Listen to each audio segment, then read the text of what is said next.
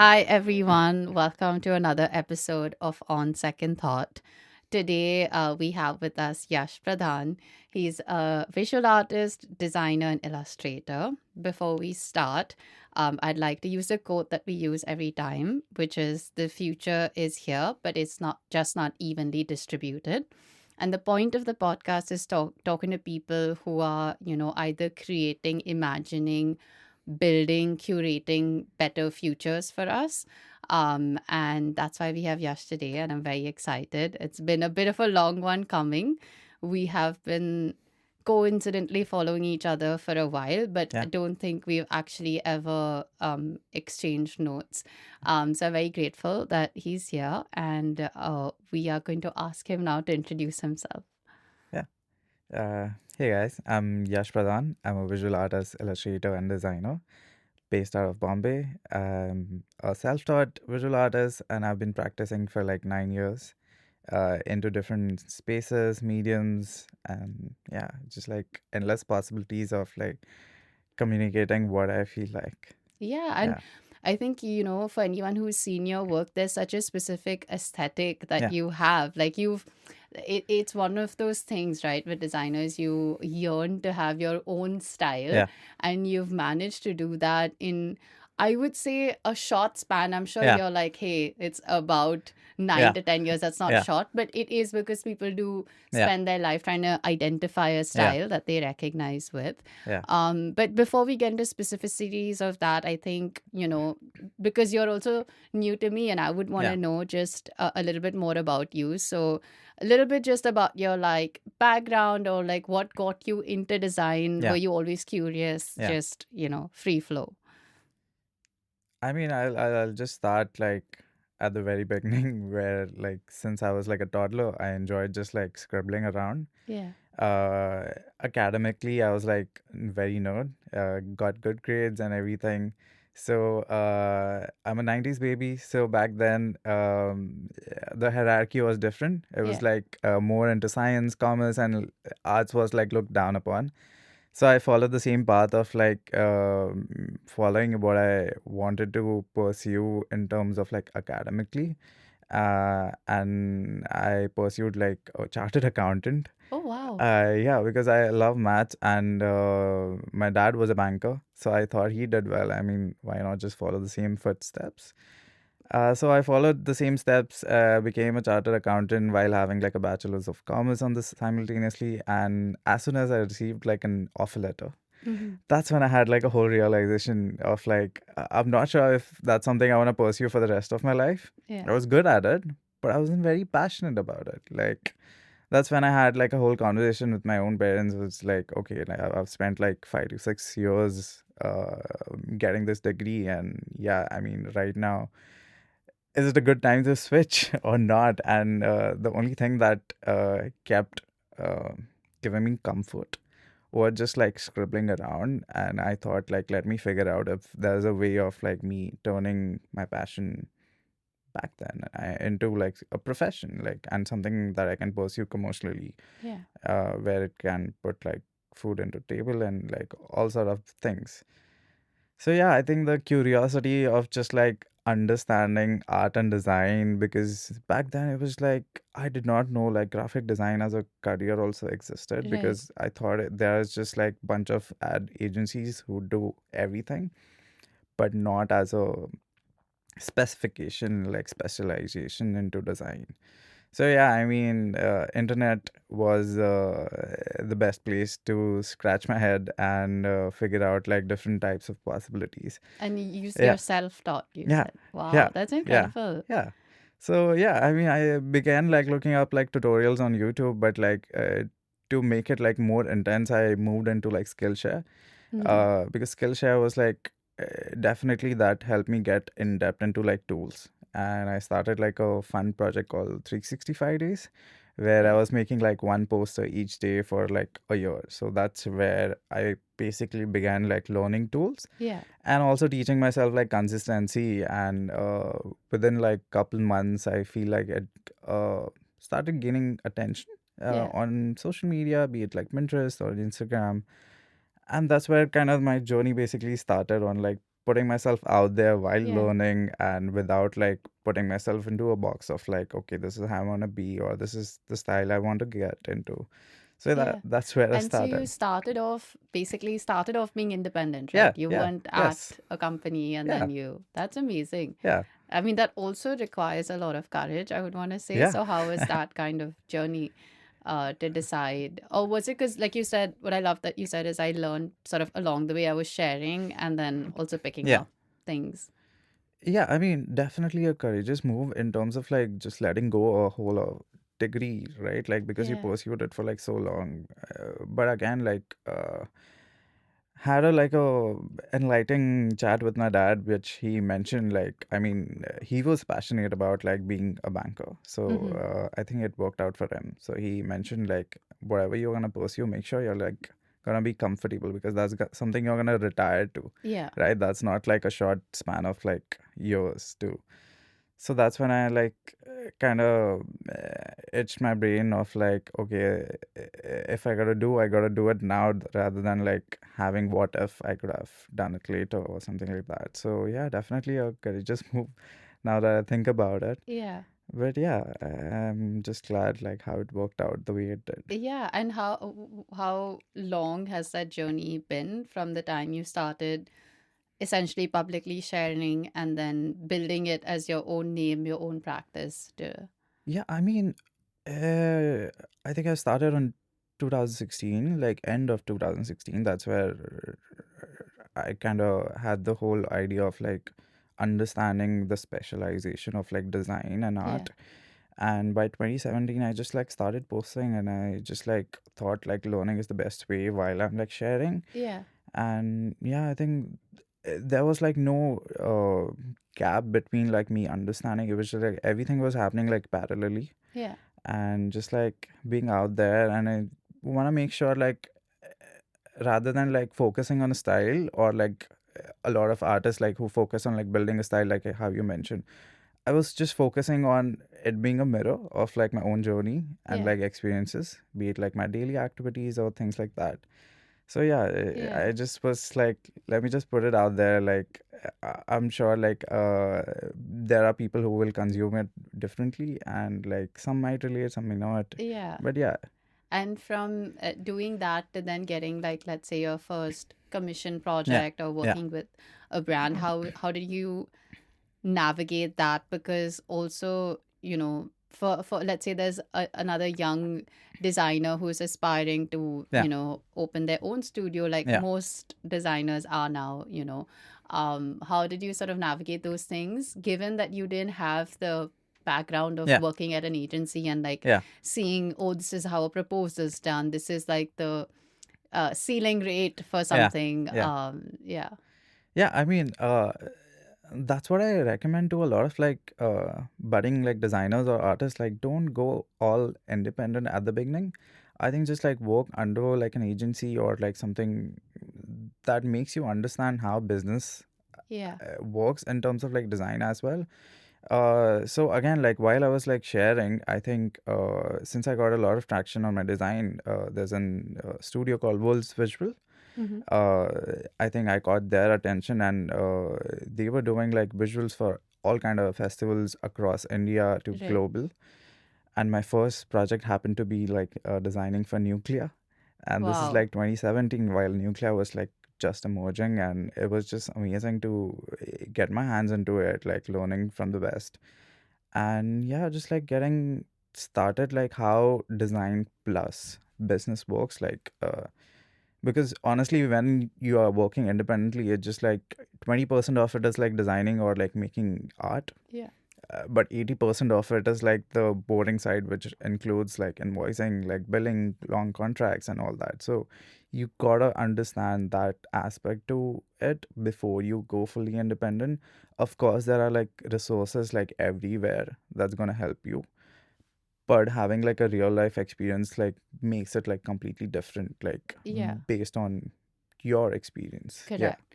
And also to like just shift gears a bit, because you've mentioned, and of course yeah, you do it as well, that you practice across mediums. yeah. So, which mediums and how did that journey also happen? I mean, I've been just like traditionally drawing like with like just like pen and paper, and I was a lot more into like games. Hmm. So gaming was something like intrigued me like since before I even got into this journey of like designing. So my setup has always been like a gamer situation, Lovely.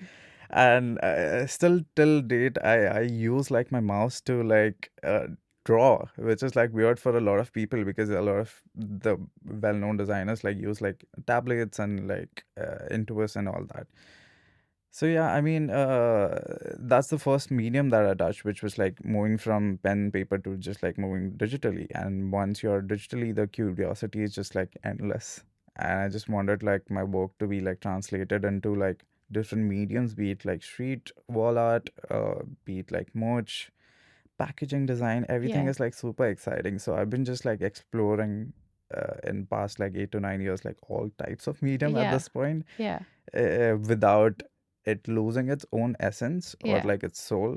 So it's like translated the way I want it to be. Any particular one that excites you most? Like, let's say you get an inquiry for a project and you have free hand, or it's for a specific. Like, is there any medium that you enjoy working with the most? I mean, murals are definitely exciting, but I also love like where there is more touch point Yeah. to a design, which is like usually packaging design, Yeah.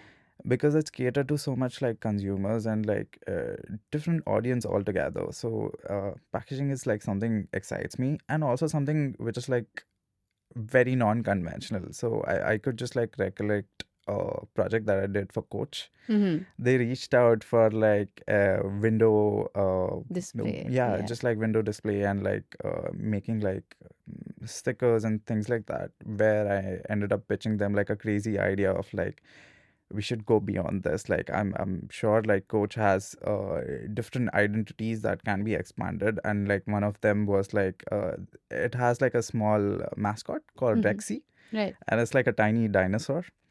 And I thought like why not make this into like a IRL like situation, and we just like I think the team in New York just like loved that idea, and this is something they had experimented in Japan, Yeah. and I use that reference because it's always easier for them to understand the Why? output. Yeah. Yeah, Yeah. yeah, yeah. So yeah, I mean, we created like a 12 feet giant and put it in Wow. like a geo garden Yeah. outlet, and that translated into like all the 12 different stores across India. It was just like an amazing piece to see like where it started into like a tiny wall display or whatever, and it turned into like something super Something else giant. Yeah, completely. I think that's one of the like really interesting things about you and your work as well, that you have done so many diverse yeah, collaborations across the board, like yeah, different kinds of brands, yeah, different mediums, different like festivals. yeah, So like for someone who probably doesn't know, one, like talk them through a few of the collaborations you've done, but I think also the process. I think oftentimes yeah, we see and consume a lot of that work, but what actually goes down behind the scenes when you're collaborating with the brand? How do you yeah, approach it? How do you push a brief further, yeah. challenge it a bit, maybe like, a little bit that could help someone?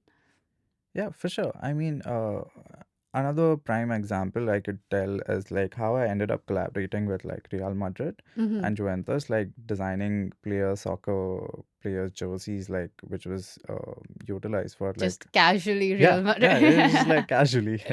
Yeah, but it's definitely one of the highlighted like projects of mine, which honestly started as an AR design, Hmm. because during COVID, like that's where I tried to push more into like AR because like museums were shut, right? Yeah. And I wanted to make sure like I wanted to create like a gallery exhibit where people are able to like virtually just like experience the whole AR situation. Right. And Instagram had like a tool called Spark AR. And that's what kind of enabled for me to just like curiously like start building that part. And yeah, it started with like a normal poster for like a soccer match, which turned into an AR poster, which turned into just like imagining how a jersey would look like, Hmm. and then like capsulating that same artwork into like numbers of like like jerseys. So yeah, I mean, it was just like a whole strange process where the client had briefed me for a poster, but like just like explaining them like different possibility using like reference. Like Yeah. similarly, when I was mentioning about the coach as well, like they had something experimented through in like Code Japan.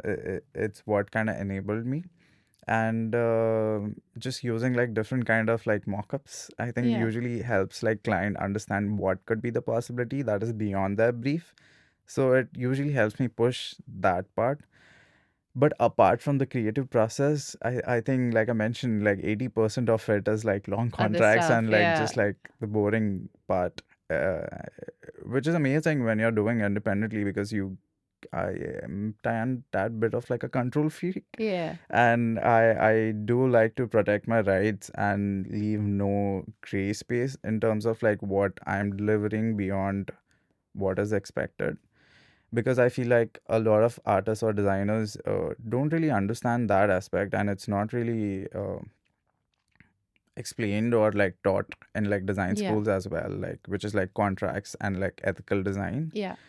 So yeah, I think I know it's yeah, actually a really important point yeah, because so I don't know if you uh like have come across this organization, but essentially, Kickstarter. yeah. So the founder, Yancy, who I'm a big fan of, has started a platform called Meta Label. Mm-hmm. So essentially, I, any of us have any creative like work, it could be a zine, it could be whatever you want, Yeah, using cryptography has developed actually this platform where you can put out the work, you can decide your price, yeah, people can sort of vote for it and pay it. yeah, And a separate vertical or maybe a fully separate company that he's also put out is called Artist Corporation, mm-hmm. which is basically this, that like there's the traditional company structures have always benefited everyone but creative people, and Yeah, you don't have the resources to know yeah, rights but also ownership and IP. yeah, And so I think like now that everyone talks about, oh, it's the creative era with yeah. AI and with everything, there's going to be a lot more education Of course. organizations, all of that, that like Yeah, support people to do their work whilst not extract from it, because yeah, oftentimes that happens, right? And yeah. I think like what I wanted to talk to you about as well is, beyond everything, you're someone who's been in the game for quite long. Like it's from like the early days of when people would share work, and still consistently you're putting out work. It's not like it's shifted or reduced or any of that. So when you're starting off, I think there's so much eagerness to take work and you don't want to say no. But in that, sometimes I think, especially with creative people, you're like, hey, I'm getting this opportunity, let me reduce my value a bit. Did you face a bit of that, or like was it a learning process in all of the things that you mentioned, like having strong ownership over your IP and being very like strict about how Yeah. much you're giving? So how was your journey from when you started to now? I mean, my journey, like, again, it was like completely new. And it was like a new adventure in a Yeah. way where I had to figure things out all by myself. And like, or like, there were like resources. Like, one thing I could like plug in is like contract for creators. Yeah. So they basically like share like templates of contracts, which kind of enabled me to like research more about like into Nice. IP and ownership, Yeah. and understand like what kind of gray space I'm leaving every time I'm like delivering any artwork. Like for example, like a brand is reaching out for like packaging design, but like they are paying me, and like it ends like there, right? Like by once I deliver the artwork or something, what's the gray space basically I'm leaving there? Like, Yeah. can they start like a whole new company using that design? They could register it, they Yeah. could copyright it, they could reuse it, they could make merchandise. What is the gray space that I'm leaving? Because that's where the commercials also kind of come in, and that's where I started understanding rights, like the usage rights and license period and things like that. So I started understanding and treating myself as a company rather Yeah. than an individual, because Yeah. I think that was the best way to move since the beginning.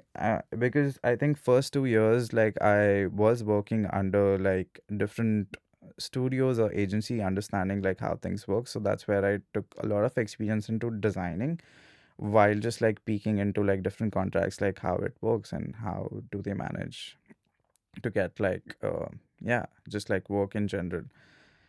So yeah, I mean, just like led to like a lot of curiosity of like understanding and like different challenges, Yeah. where it helped me understand pricing also, because a Yeah. lot of time when you price your work, right, you are always thinking of the end goal rather than like what, Yeah. yeah, the entire process and like beyond the end product also, because like I mentioned, like what you're basically leaving on the table. So yeah, that's how I started pricing my work based on like usage rates and like usage period and different kind of aspect to it. So it Yeah. became like different layer to the To pricing yeah. as well as the contracts, and it just grew from there and became more complex Yeah. and catered. And have you seen from like, even in client relationships and how they approach things, have you seen an evolution from 2016 to now in their Yes, awareness of and course. yeah. Yeah. I mean, because I think in the beginning, I was treated like very differently, because they asked me like, why do you have a contract? Mm, Contracts are like usually held by companies or agencies, like, and I just wanted to make sure like things what I'm delivering is like transparent from both ends. Which, because a lot of people like know contracts is like helpful to get yourself paid on time, but it goes much beyond beyond that. that. Like, so yeah, it definitely helped me maintain a structure and like created like an obligation for like clients also for meet their ends, and Mm, not just like which is just beyond paying me, and yeah. it just like just speaking in like business hours, and it could be like multiple different terms like that I could go on for, but like yeah, definitely help me position myself differently compared to like how I started. Yeah. So yeah, slowly once I start developing the contracts based on my experience and it became more complex, I think they started taking me much more seriously, to a point where I started speaking like an entity than Yeah. an individual. Yeah. Yeah. And I do think, like, again, if there's a young designer, someone who's starting off, I think that is one of the most common learnings that people have once Yeah. they start, especially now. So many people want to go independent and, Yes. freelance. Yeah. But that journey from freelance to founder to Yeah. company is an extremely important one. Yeah. And on that, I wanted to ask you right now, do you have a team? Like, how do you sort of. I mean, I work fully independently. It depends on like the scale of the project. So Yeah. based on that, I do have like amazing minds who help me around, like, so, which is like a small team of like different backgrounds who are contradictory to like what I do. Right. They are usually like animators or like 3D modelers or completely like different than what I do, based on the scale again, like Yeah. otherwise like when it comes to like the core concept or like drawing, it's like solely me, because that's where I feel like I need to be present, Yeah. to be vocal about my own ideas and like thoughts. So yeah, apart from just like projecting curiosity into my team, I think Yeah. it's just like completely independent. Yeah. Yeah. And shifting gears a bit, because I do want to talk about your personal style, or Yeah. I don't know how you want to define it. Would you say it's like your own style, your own aesthetic, or your own um, imprint Yeah. upon the world? How did you kind of arrive at that? Of course, it's a process, but decide on that, because at Yeah. times there's also oftentimes creative struggle with putting an end to something or not evolving Yeah. or sometimes not even being able to decide on one style. So, yeah, what was that like? And not to say that that won't evolve, but Yeah. I think it's more that when someone takes your name and sees your Yeah. work, you can recognize it Yeah. because of the. Yeah, I saw it as a genre. Mm-hmm. Uh, when you see musicians have like a specific genre, Yeah. and even though it's not very visual, like for me, it was more evident. Here, I was doing like visual work, so I just wanted to create something that was a mirror of Mm-hmm. like me and my journey. So my focus always has been like focusing on that part itself rather Yeah. than like figuring out what kind of style I'm working on. So I basically started with like experimenting and using different styles which existed Yeah. from different artists, and just like a lot of time mirroring them or just like trying to put a little bit of my own essence into it, like using my own story. So yeah, once I started experimenting into different things and what felt more natural to me in terms of like design and art, just like I think that's where I kind of leaned more into okay, this feels right to me and this Yeah. feels like a proper style that I want to vocalize and emphasize more on. So it definitely took a while for it to develop, but it there was no conscious development of like style. Yeah. It just kind of grew Came and to like be. yeah, aimed to be, and like a lot of it is like my personal own journey because Yeah. I feel like there are so many art styles in world, right? Yeah.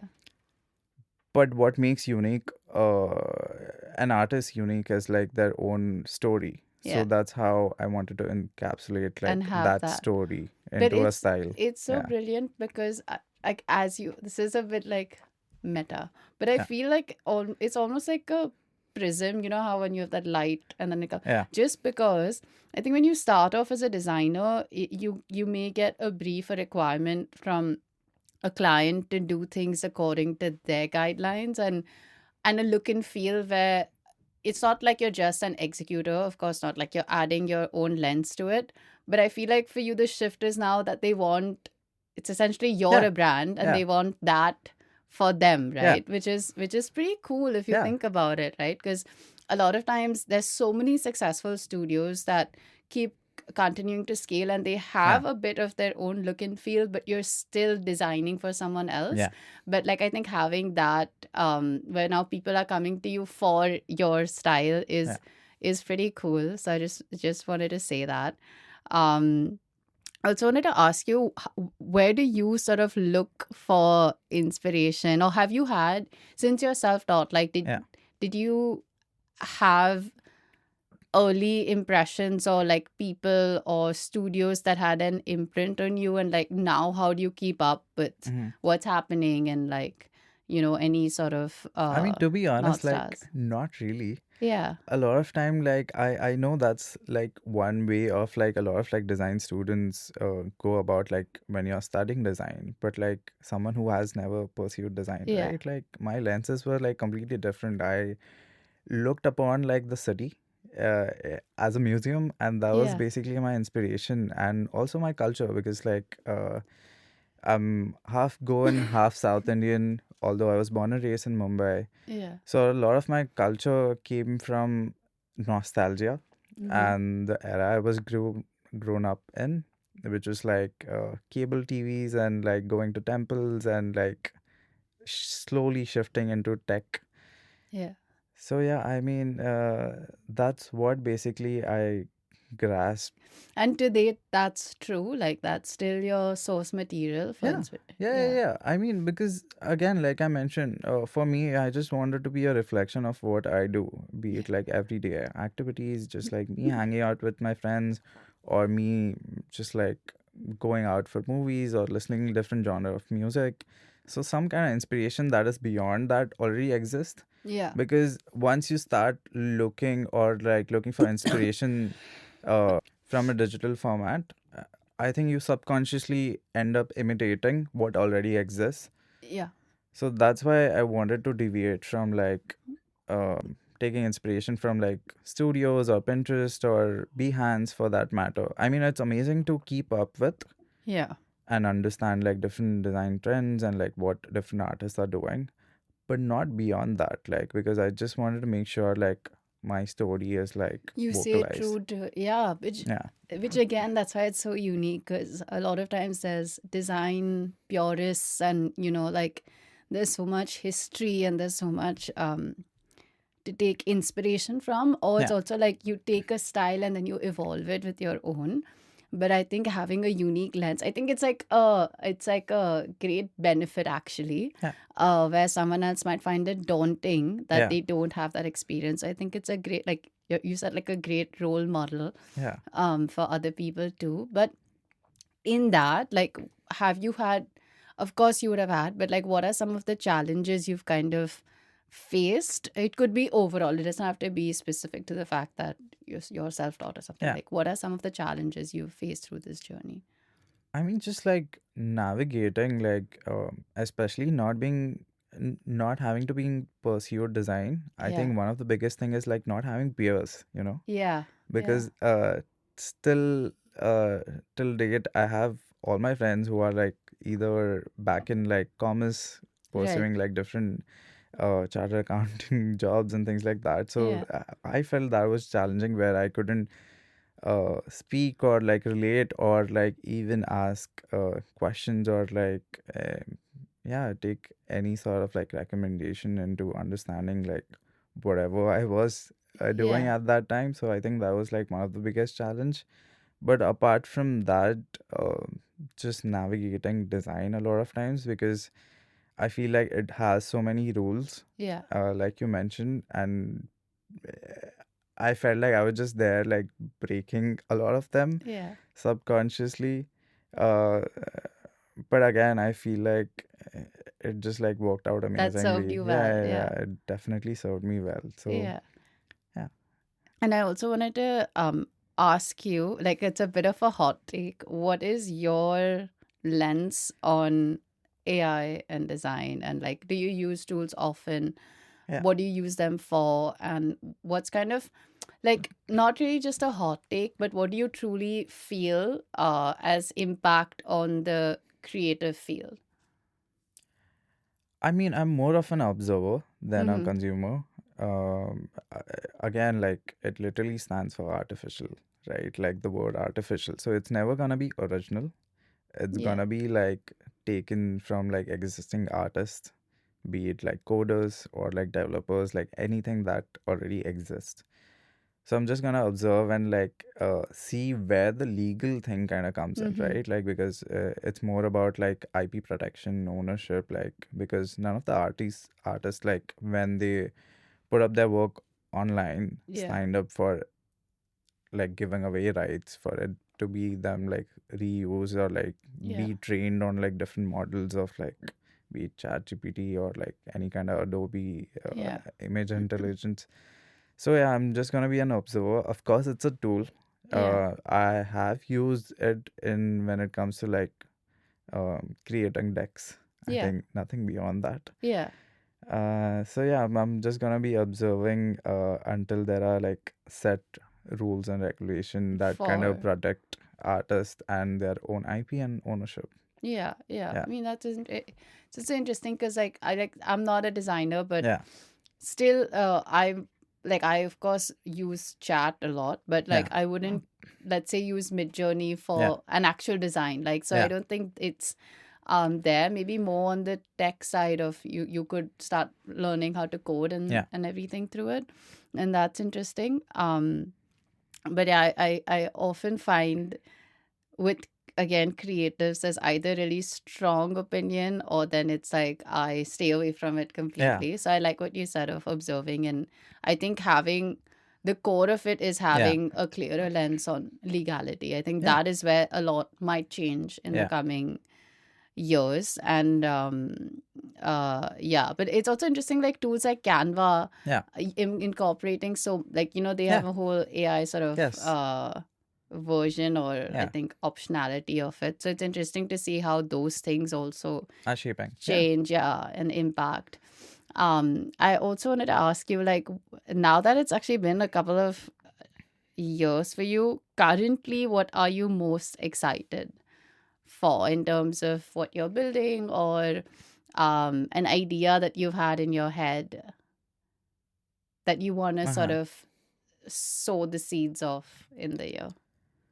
I mean, one ongoing idea for me is just like merging Indian heritage and like contemporary narratives, Mm-hmm. and which can speak more about like modern Indian design scene as in general, which is beyond like traditional truck art or like Bollywood Yeah, posters. That's what like globally Indian art is known for.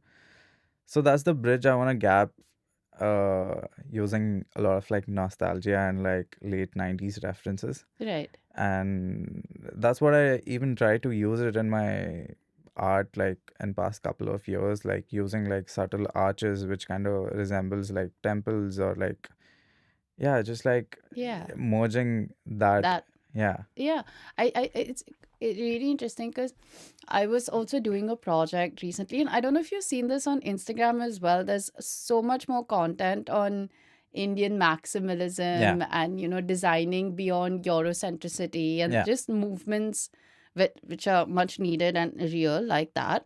Yes, like Japan, for example, is known for minimal design and it has chaotic Yeah. design, but they have their own sort of aesthetic and Yeah. it is nuanced. There's Yeah. no one. And I feel a lot of times in India, the like broader narrative or conversation is like, oh, what is Indian design? What's an Indian aesthetic? Yeah. Can't seem to agree. Yeah. And that's why it's just those one or two references like Yeah. truck design, this and that. I think it has not sort of happened yet in the sense of like, yes, everyone wants a different Indian aesthetic Yeah. or a more nuanced aesthetic. It doesn't have Hmm. to be Indian, it could be, Yeah. but like, why do you think that we've kind of struggled with that a bit? I think brands usually tend to like play safe, Hmm. and they definitely want something that already existed. Yeah. So it could be a reference for them to understand, okay, it's gonna work. Yeah. So I think changing that, I think a lot of brands have to take like different, see it from a different POV and like take more risk, uh, and just like go for it. Like, yeah, I mean, there are so many beautiful references like in different culture and cities, like you mentioned, about like Japan being like from minimal end to like maximalistic. Like they go crazy. They have like mascot in every different areas and like Yeah. cities, which they like happily express. I feel like people hesitate here Yeah. to express, even though they might express them in a different way. But when it comes to like just like design, I think people want to just play safe and like keep repeating like what already existed and what has worked. Yeah. And that's where I feel like designers also have to step in, and I kind of they want to emphasize on like something different, because when you're building a mood board or a reference board, right, Yeah. like that's where you kind of pitch that idea into like a client's head, like, okay, these are the references. But if your references are gonna be like everything that has already existed, Yeah. the client is not ever going to be see like what are the possibilities. Okay, like this is something that can work. So Yeah. designers also definitely have like a responsibility where we can't just be like, okay, brands want to save like play Play safe. safe. Yeah.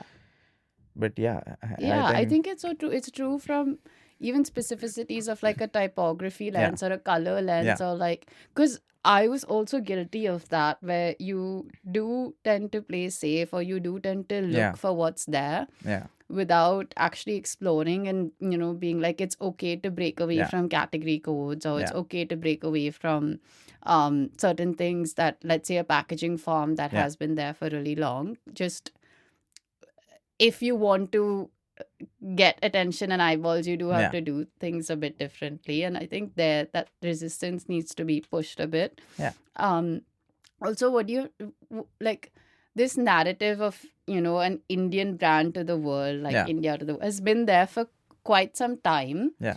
What like uh, are your ambitions sort of aligned to that, or are you not like, hey, it doesn't have to be India to the world, it could just be like a unique expression to the world? So, for example, if I take you as Yeah. your own brand Yeah. and your own expression that, Mhm. yes, it's inspired by parts of Yeah. India and your own Yeah. journey, like, are you more aligned of, yeah, have a unique expression that can resonate to any person in the Yeah. world, or is it more, no, we need to like take India and then bring that to the world? I mean, for me, it's bit bits of both. Yeah. While I'm like uniquely expressing like what I do and my journey, but simultaneously, I think you gotta push that as well, like taking India to the global and start somewhere, Yeah. because I know like individually, like me by myself can't change like the entire thing, but like maybe me starting could inspire others. Yeah. So I think that's where you gotta take it forward. Yeah. And what do you like? Not really what are your thoughts, but do you Yeah. feel brands like Gully Labs and the likes are Yeah. on that trajectory or? Yeah, for sure. I mean, Gully Labs is a great example. They've been using like amazing typography and like Indian heritage. I've seen like gungroos on their Yeah. shoes, and like it definitely breaking the whole narratives, because I feel like there is a whole global view on India Yeah. where they see it uh, as like cheap, if I'm using Mm-hmm. the word correctly, where they think colorful, anything that is colorful is like, okay, it's gonna be cheap and it's Indian made in India. They have that narrative, and subconsciously, Indian also have consumed that narrative Yeah. where they want to play safe and they want to have that beige color, dark browns. Even when you put an idea into a brand's mind, when we speak about like luxury or like premium, they think of like blacks and like darker color with like golds. But when we talk about like culture, right, our culture is like so rich in like different vibrancy and just like, yeah, like people all together. Yeah. I think that narrative itself is it needs to channel through like different mediums, and like be it design or like Yeah. psychologically there needs to be a change Yeah. for people to understand, okay, yeah, This is what, yeah. yeah, this is where India is rich in like culture, be it Yeah. like, yeah, Yeah. And like what are things that you are more hopeful to see, or like, again, there's like a young designer or young like yeah. practitioner, like want to see more from them doing. Yeah, I mean, recently I've visited a lot of like design school, and like that just seeing their grad projects, like it excites me, and like I'm very hopeful about like the entire design scene.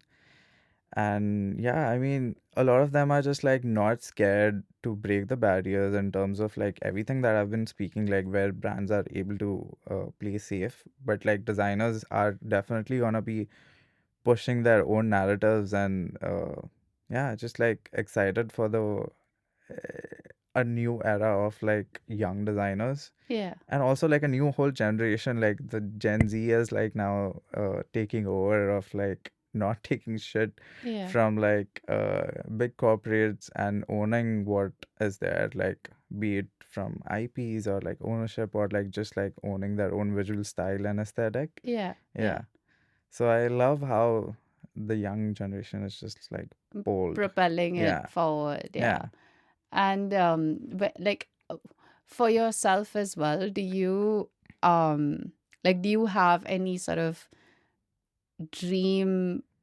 projects, clients that you're sort of, I mean, you don't have to share, it could just yeah. be like in your that you've kind of you're manifesting and you want to Yeah, I mean, go after. definitely. Like for me, more than brands, I'm like always excited about the mediums. Yeah. So, Yeah. be it any brand, to be honest, like the medium is where excites me to begin with. Like it could be like on cars, it could be on an F1 Yeah. car, or it could be a helmet. Yeah. So yeah, it's just like the medium that excites me more than the brand. Yeah. The brand is just like a one way of channeling my work Correct. without losing its soul. And yeah, I'm just like excited to do Get anything and into, everything. yeah. Yeah, it's just like endless possibilities. There are like Yeah. so many objects and like things. Yeah, it's Have you just like done any like art museum projects? ironically, I just remembered like I did like a Japan residency. Right. So where I exhibited in a cultural space. Oh, lovely. Yeah, but that made me think I've never done that in India. That, Yeah, because there's no or like not many cultural spaces that exist altogether. yeah. So you're right about that. Like, yeah, Yeah, I do hope, and I also do yeah, think that that might change. Maybe it won't come from a government lens, but I yeah, do think since experiences are becoming, yeah, have already, but like are just getting bigger and bigger, yeah, beyond festivals, and people want to come together in an offline sort of lens, that might just happen sooner, yeah. rather than later. Um, I also wanted to like, since the podcast is called On Second Thought, Yeah. and I know I didn't like this has overall been impromptu, but I didn't sort of give you a heads up so you can take a Yeah. minute to think about it. But has there been anything that you've had a second thought of on recently? It could be anything. And like by that I mean it could be a conviction or a belief that you've had that you've kind of changed or altered, change your mind and Yeah. thought differently about. And you can take a minute because I know I've just Yeah. sprung it Yeah. upon you. I mean, I've definitely had like many second thoughts on like many different things, but like Yeah. trying to think of like a single incident, like, or instance.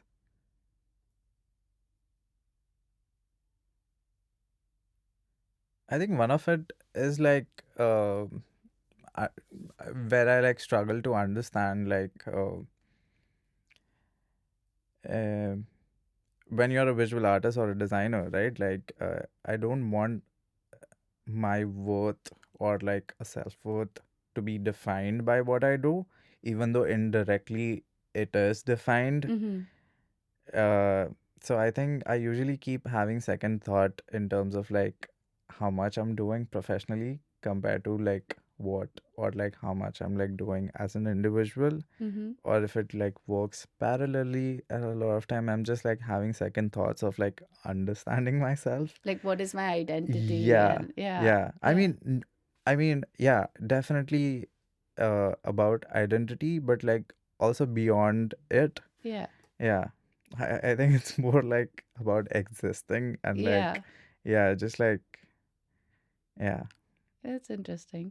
yeah, And if you had to give, like, I don't mean advice in the extremely like boring, and it's everyone has their own journey, yeah, but I think like maybe like helpful tips or yeah, because you have a, I would say, like almost like a rebellious anti-establishment journey, even though that's not your yeah, personality at all, but like yeah, that's kind of been the journey. So yeah, I feel like it's a great way to yeah, use and to give you a platform to sort of yeah. maybe like anything you'd want to tell like a young designer, and it I mean, nothing about like being opposite, but I would honestly say like the mindset of like understanding the word artist. A lot of time it feels like it comes with like a lot of like grief and suffering, and you need to find like philosophical words to describe your art. right. But it not always has to be that, right? Like you can create something that is not super meaningful, but just like brings joy. I think in the current Yeah. times, I feel like you just gotta express what you gotta express. It doesn't have to be like too deep, and it Yeah. doesn't have to be like depicted in a way like where you feel like, okay, you're just gonna yap about something that's not even relevant to what the work that you create. So even if it's like a one word or like look up so many artists like back in the day, they just left their work untitled and that's it. Like Yeah. because it didn't have more meaning to it beyond their own journey. So yeah, I think that's an advice I would just say like express yourself. Yeah. Yeah. And don't Yeah. like look for meaning in Yeah, it. yeah, Yeah. yeah. I think that's beautiful. Um Before we close, I actually wanted to ask you a last question. Yeah.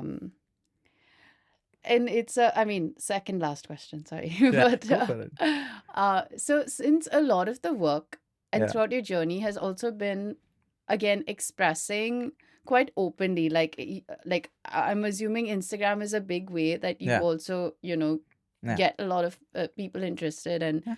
people see, so do you like is there a bit of like balance that you have to do in your head in terms of creating for a platform, Yeah. or does that come as any point of contention for you, or is it naturally that you create something and then you're sharing it?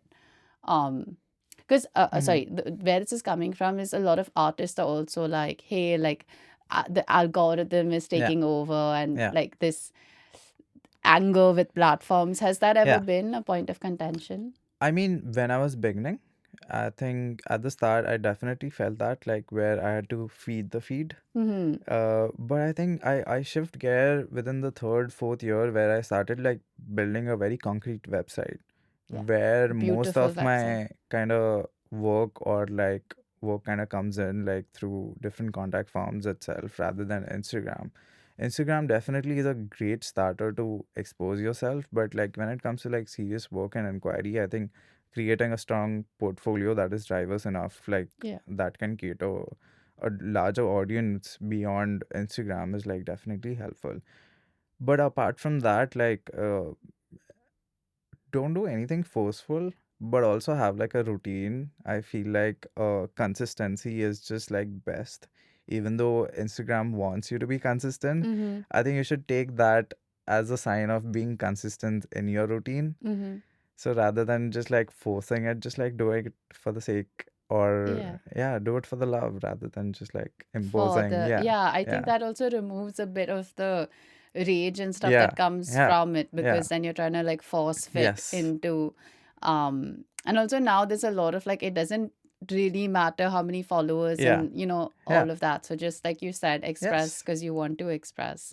Yeah, Yeah, awesome. Thank you so much. yeah, Thank you for doing this. Thank yeah, you for impromptu, like taking it on like super yeah, impromptu, and like giving me your time. yeah. I've been a long fan for so long, Yeah, and I'm really I mean, glad. likewise, because I Yeah, mean, I also do remember like seeing your work like with like Saturday art class, and I yeah. think that really intrigued me, like because one of my own love for designers also like teaching. So Okay. yeah, that definitely intrigued me, and like I've been seeing you grow also. So Thank yeah, you so yeah, much. Yeah, I think, I mean, I wish those classes were still going yeah, on. They have changed their model. yes, But yeah, it would be amazing actually to, at that point, to yeah, have, yeah, you on and like teach yeah, the kids yeah, expression. And yeah, yeah, I miss that too. But yeah, thank you so yeah. Thank you for having much. me.